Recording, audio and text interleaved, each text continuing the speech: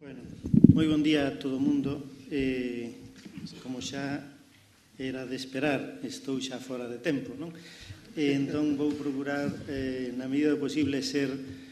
breve na exposición do que quero comentarvos. En todo caso, creo que tedes todos un documento sobre toda unha serie de medidas de reforma fiscal que están, en todo caso, en proceso de discusión e maduración digamos que todas as ideas que poda haber de cara ao debate ou posteriormente serán benvidas.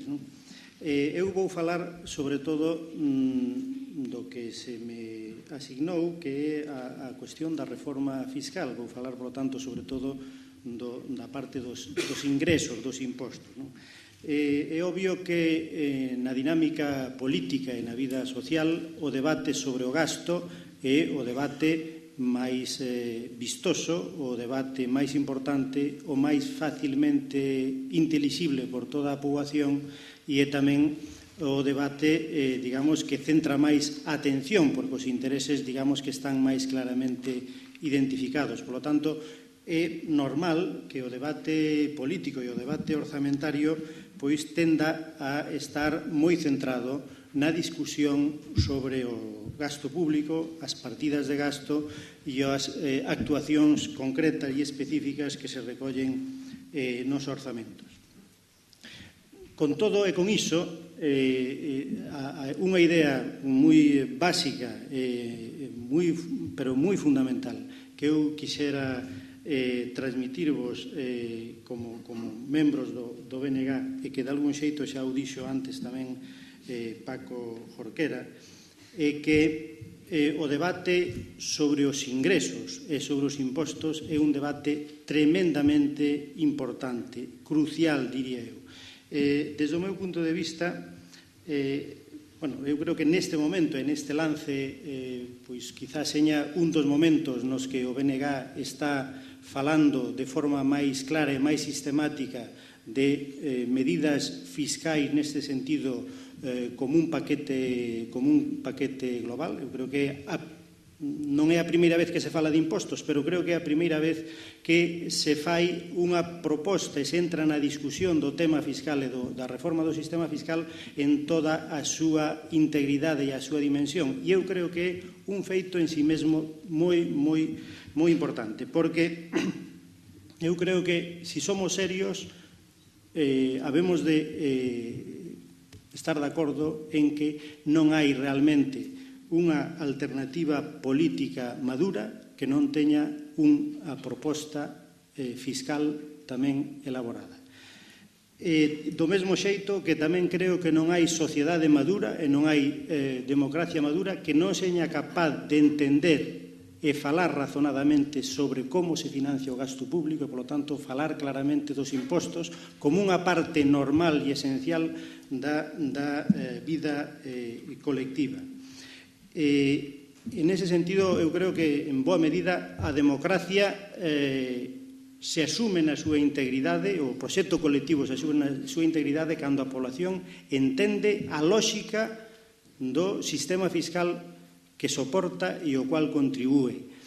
Creo que, en boa medida, se o pensamos ben, no fondo, a lógica do compromiso democrático da xente coa sociedade da cal forma parte empeza por algo así como unha democracia fiscal. A lógica do gorrón, non a lógica de que alguén pague e logo recibir, é obvio que é unha lógica que está moi asentada nas sociedades en xeral latinas, en boa parte do mundo está moi asentado e foi moi azuzado, desde logo, por os discursos neoliberais desa defensa e dese ensalzamento da cultura do individualismo absolutamente asocializante que leva a un descrédito do público e, polo tanto, a considerar os impostos como algo do cual o normal, o lóxico e o intelixente é intentar ver como se escapa deles. E, ao final, esa lóxica e ese tipo de valores que efectivamente se veñen impulsando a través de moitos mecanismos son os que acaban convertindo, digamos, o fraude en algo absolutamente normal, algo socialmente aceptado,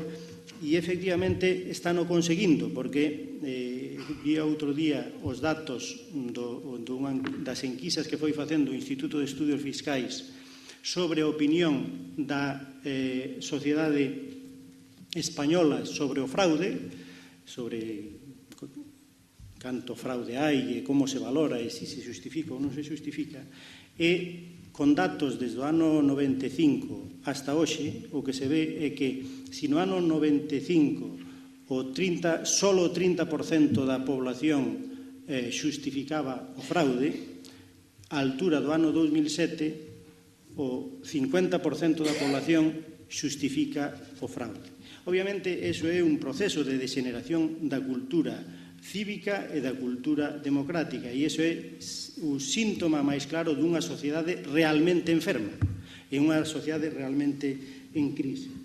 Por lo tanto, eu creo que sendo conscientes de que hai que traballar ca sociedade que se ten e hai que aproximarse á sociedade sin, digamos, crear fosos insalvables, o que sí é certo é que é necesario para unha alternativa política e máxime para unha alternativa política progresista manter un discurso coherente e serio no tema fiscal. Eu creo que a estrutura en xeral do sistema fiscal español, máis alá de outras consideracións de tipo ideolóxico e digamos, de cultura que se fomenta, é certo que non favorece a responsabilidade fiscal, porque os concellos financianse prácticamente todo con transferencias, polo tanto, os alcaldes son fundamentalmente conseguidores e a relación cos cidadáns é unha relación de carácter absolutamente de intermediario, ou diríamos, no fondo, é a lógica que está no sistema vello do caciquismo, é un conseguidor. E a nivel autonómico non ocorre moito diferente, porque o modelo de financiación das comunidades autónomas é un modelo que precisamente por esa vocación centralizadora dos que foron construindo os sucesivos modelos non hai responsabilidade fiscal de verdade por parte das comunidades autónomas. E na medida en que non hai, iso xenera tamén unha lógica do gorrón por parte dos políticos autonómicos, polas institucións autonómicas e, polo tanto, a cultura que se transmite cara abaixo é de sempre creer que se pode simplemente estar nunha lógica da reivindicación do gasto despreocupándose absolutamente de quen ha de pagar a conta do gasto que se realiza. Por lo tanto, eu creo que é moi importante entender iso e maduralo. Bueno, dito iso, co cual xa consumín casi a mitad do tempo que tiña asignado, pero quería dicilo porque me parece tremendamente importante facer ese tipo de reflexións. Dito iso, o problema no que estamos situados neste momento é que debemos abordar o tema fiscal e a reforma fiscal, como está facendo o BNG, non como unha discusión sobre se un punto máis ou un punto menos no IBE ou en tal outro imposto, senón que temos que ser capaces de transmitir á ciudadanía e, afortunadamente, eu creo que o que está ocurrindo nestes últimos meses está permitindo que a maior parte da ciudadanía, por primeira vez en moitos anos, en todo caso, eu creo que en todo o período que levamos desde a transición democrática para cá, que a ciudadanía empeza a preocuparse en serio que pasa con eso dos impostos e como se paga, quen non paga, que é a evasión fiscal, que son os paraísos fiscais, e que pasa coas grandes fortunas, etc. Afortunadamente, ese debate hoxe está, eu creo que na ciudadanía, e está en parte gracias a discursos como o noso, pero temos que seguirlo alimentando e temos que aproveitarlo. Entón, nese sentido, o debate que ten que haber de fondo, tal como se está dando, é a necesidade de reconsiderar o conxunto do sistema fiscal, porque o problema que houve ao longo dos últimos anos, sobre todo os últimos 15 anos, e en particularmente os 10 últimos, é que foi habendo todo un conxunto de reformas tras reformas sobre o sistema fiscal que resulta que o modelo fiscal medianamente progresista que había, como decía Pepe, desde a reforma fiscal do 77, medianamente progresista, non vamos a decir que era nada do outro mundo, desde logo non era dos máis avanzados de Europa, pero certo é que o que tiña de sistema fiscal progresivo foi no perdendo ao longo destes últimos anos de reformas claramente neoliberais do sistema de impostos. En esa lógica traballaron de forma absolutamente entregada tanto o Partido Popular, que crea o discurso, como o PSOE, que mantendo un discurso diferente practica exactamente a mesma filosofía fiscal que o PP. A rebaixa continuada que se foi facendo dos tramos máximos do IRPF hasta telo nun dos niveles máis baixos hoxe no marco da Unión Europea, que é o 43% de tipo marxinal máximo. Pensade que, por exemplo, en países como Dinamarca, o tipo máximo está no 59%. A rebaixa dos gravames sobre as rentas do capital, que foron reducíndose e, ademais, foron facéndose de tal forma que se consideran igual as rentas de capital obtidas no ano, polo tanto, en procesos de carácter especulativo, como as obtidas ao longo de 10 ou 15 anos de investimento en accións como un aforrador, digamos, normal, pois fai. Reducción do imposto de sociedades de forma continuada hasta o punto actual no que está do 25%, a última gran rebaixa fiscal do imposto de sociedades foi feita precisamente polo goberno de Zapatero, e sobre todo o grande ataque ao sistema fiscal progresivo foi a continua o goteo de creación de rexímenes especiais para certos tipos de sociedades e certos tipos de fontes de renta. E entón, a creación de auténticos paraísos fiscais no interior do país, como é o réximen que afecta as SICAV, que, como sabedes, cotizan solo os seus beneficios non polo réximen xeral do imposto de sociedades, que sería neste momento 25%, e se son moi grandes o 30%, senón que cotizan o 1% solo dos seus beneficios.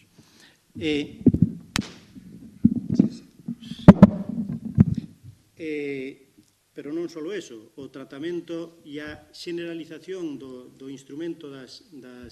Non funciona, non?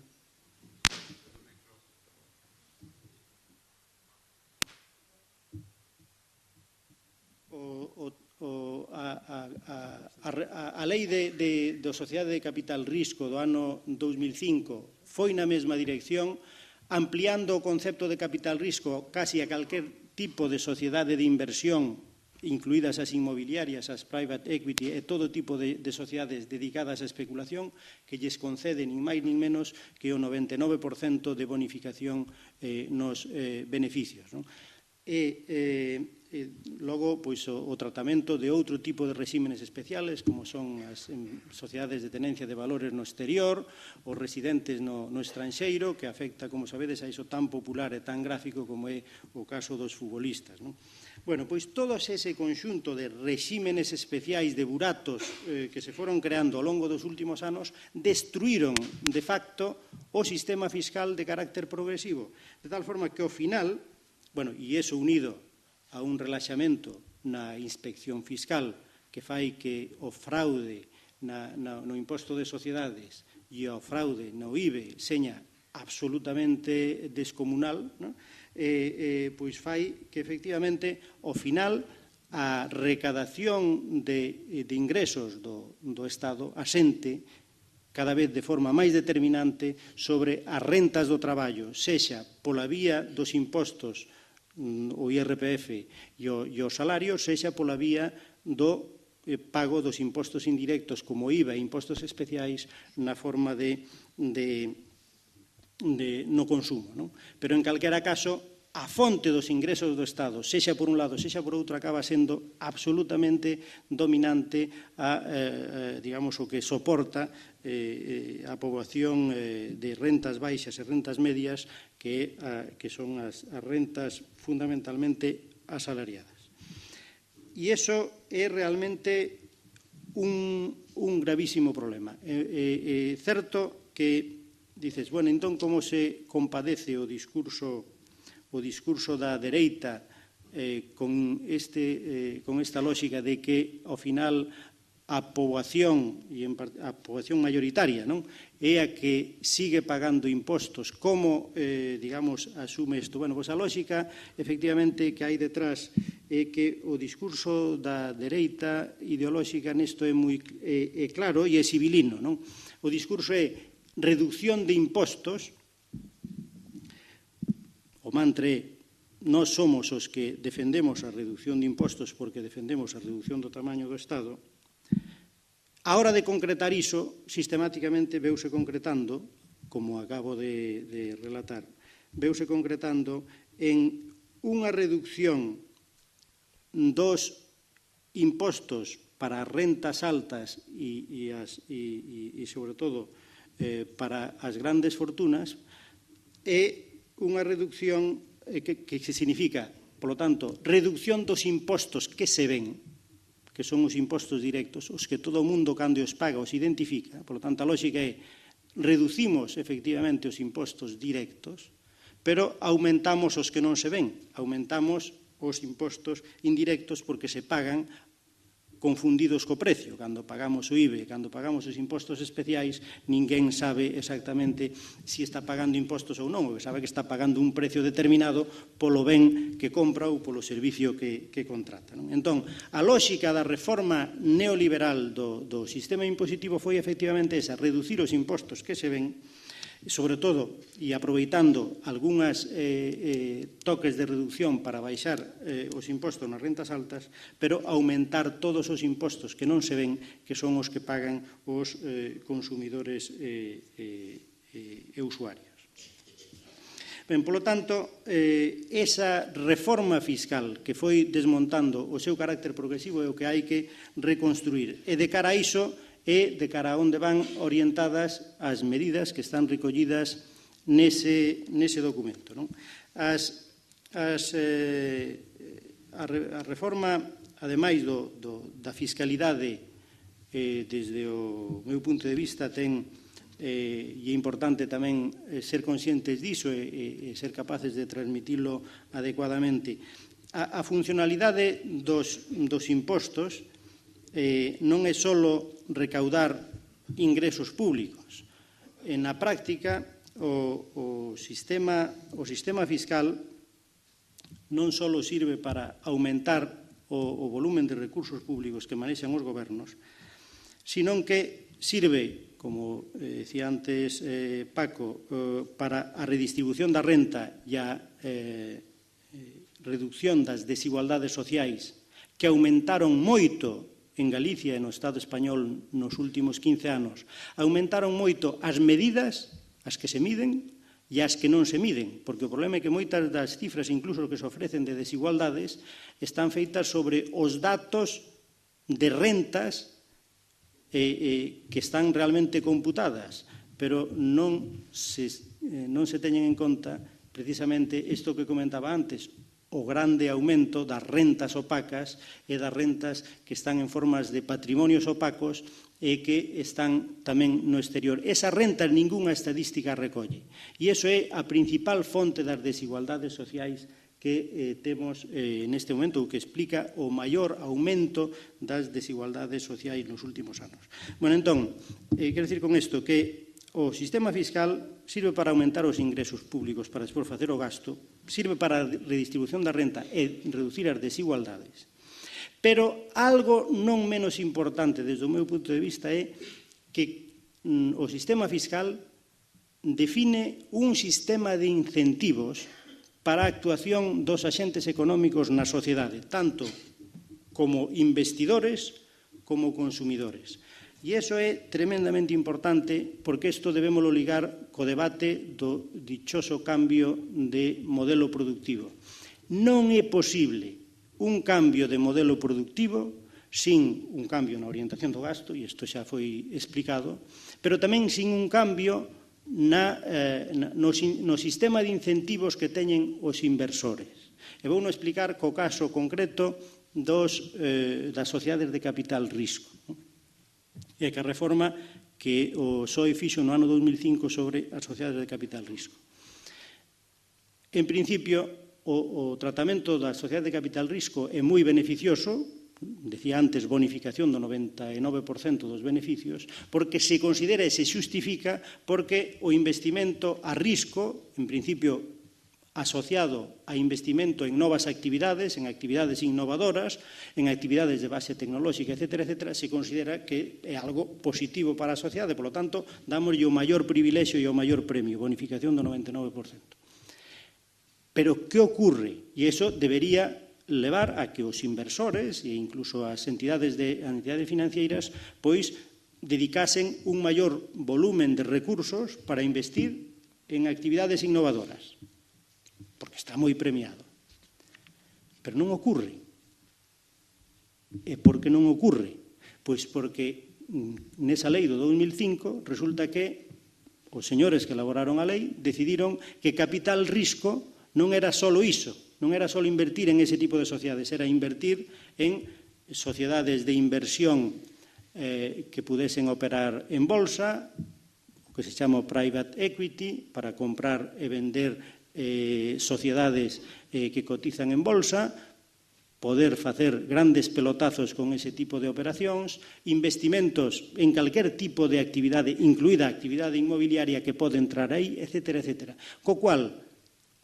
o incentivo para canalizar os investimentos nunha vía innovadora desaparece porque resulta que darlle o mesmo premio aos que invirten en pura especulación nos mercados de valores e en todos os pelotazos habidos e por haber. Por lo tanto, o sistema fiscal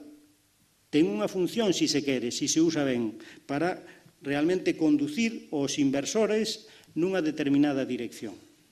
Neste caso non se fixo. Igual que se pode xogar con ese mesmo criterio no imposto de sociedades, non? Se poden, efectivamente, facer tratamentos específicos e diferenciados en función do tipo de sociedades que queiras promover. Pero eso non se fixo. Bueno, nós, xustamente, o que propoñemos é, na parte relativa ao imposto de sociedades, propoñemos medidas que van un pouco nesa dirección e, en todo caso, a mudar radicalmente digamos, os cambios que se foron facendo nos últimos tempos de carácter, como digo, no fondo, perverso. Bueno, a hora de expoñer as medidas, aí tedes 40 e pico medidas que non volas vou relatar unha detrás doutra, senón simplemente vou a tratar de decirvos a lógica que ten máis alá do que acabo de decir agora. A primeira cuestión é que, desde o meu punto de vista, parto da base de que o grande problema fiscal que hai neste momento non é o de, digamos, defender aumentos de tipos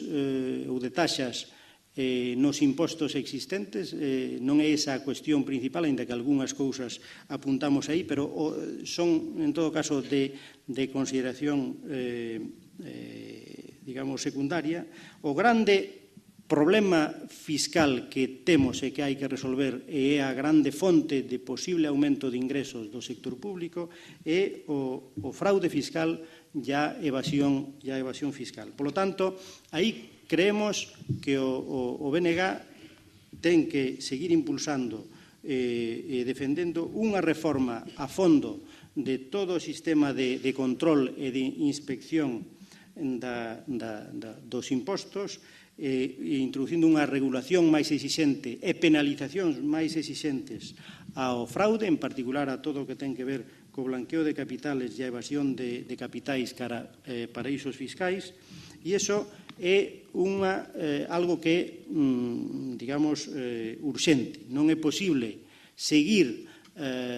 pensar en seguir sostendo o financiamento dun sector público importante e pensar que o sistema fiscal poda seguir sendo progresivo cando as grandes rentas e as rendas máis importantes cada vez, digamos, escapan aos instrumentos da fiscalidade. Esa é a tarefa principal que temos que impulsar. Neste momento, os cálculos que existen, por exemplo, do fraude fiscal en España, se calcula ao redor que a economía sumerxida pode estar ao redor do 23% do PIB. Eso significa, según cálculos dos inspectores fiscais,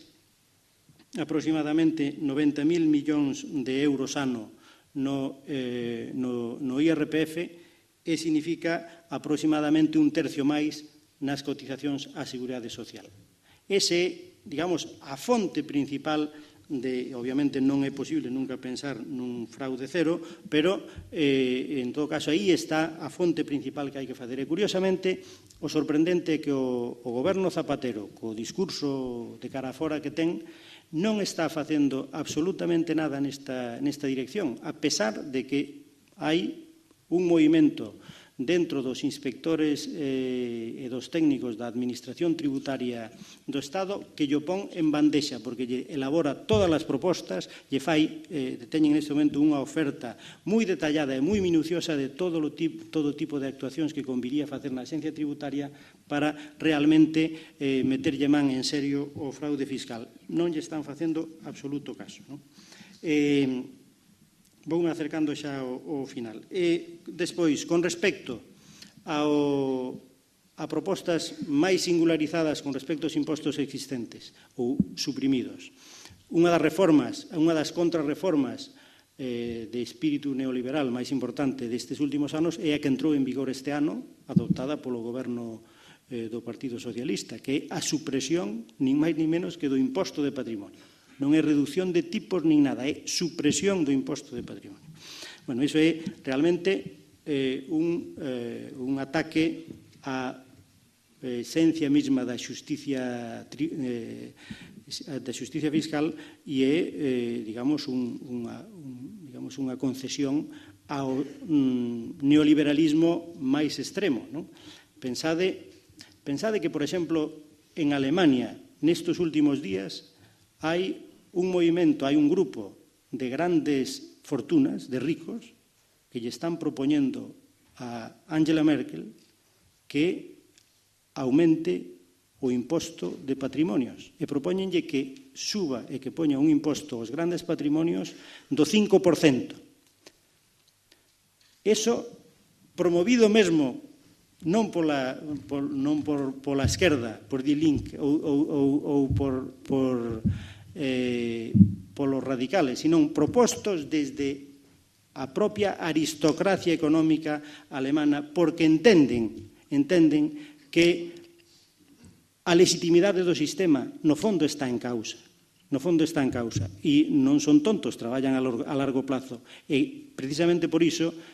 queren que o sistema non se desmorone e unha vía é esa. Bueno, pois aquí resulta que vamos e suprimimos o imposto de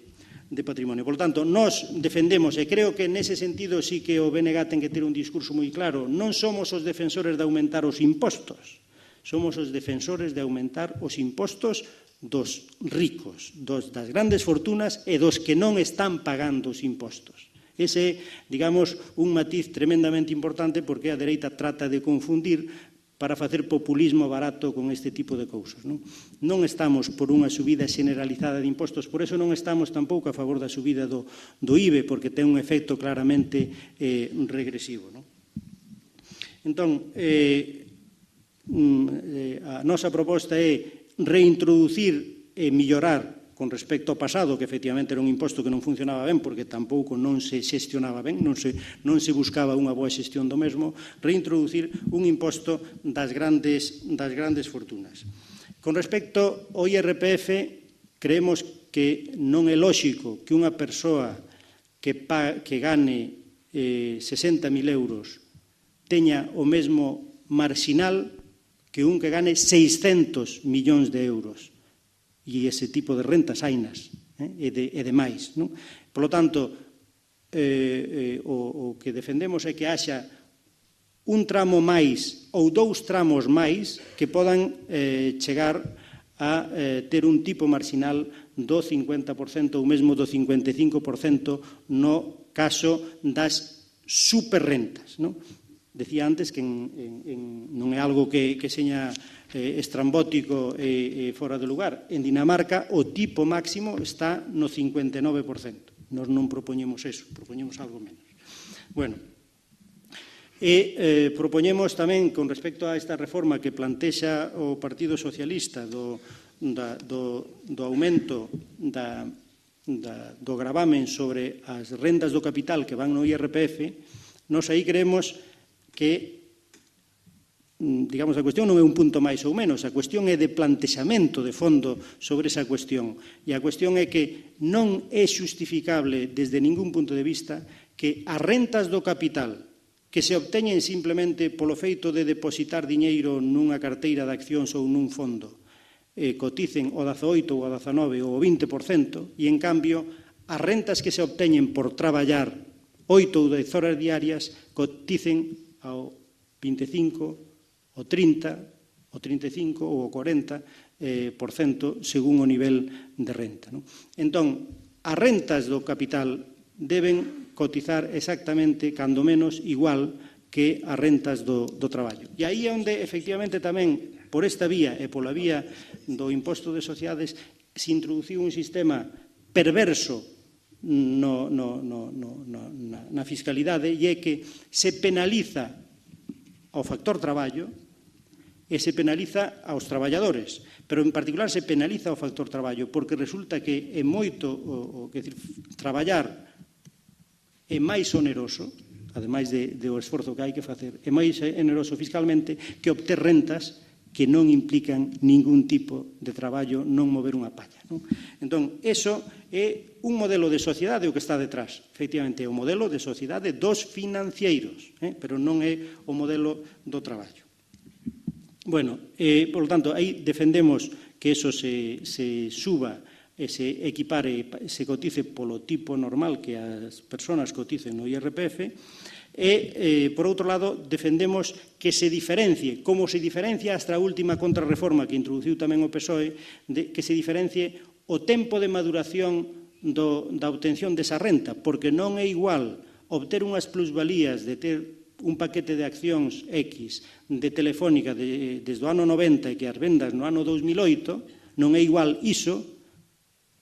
porque significa, entre outras cousas, que o diñeiro perdeu valor, e iso non o ten en conta, curiosamente, o imposto, o efecto inflacionario, etc. Bueno, pois, hoxe por hoxe, e que a contrarreforma que fixo o PSOE é igual que o tempo de obtención da plusvalía fosen 20 anos que foran 3 días.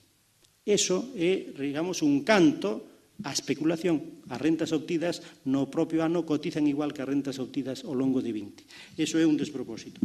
E, por último, con respecto ao outro imposto importante que é o IBE, nós propoñemos que non haxa aumentos do IBE, pero sí recomposición ou reestruturación do IBE, por varios motivos. Unha, nós creemos que podería haber un modelo de dous, agora hai 3 tipos, o superreducido do 4%, o reducido do 7% e o normal do 16%. Nós creemos que debería haber dous, o superreducido do 4% e o do 16%. Podría ser de outra forma, pero tamén hai restriccións de acordos europeos que condicionan eso, porque o IVA é un dos impostos co que se financia a Unión Europea. Entón, a proposta é que encaixa dentro do modelo e encaixa co que hai en outros países europeos. Que haxa un superreducido do 4%, pero no cual se inclúan todos os bens básicos, non só os que están agora, porque pensade que, por exemplo, agora nos bens básicos está o leite, o pan, digamos, os cereais, as verduras, os legumes, etc., etc., e están tamén os libros, revistas e xornais.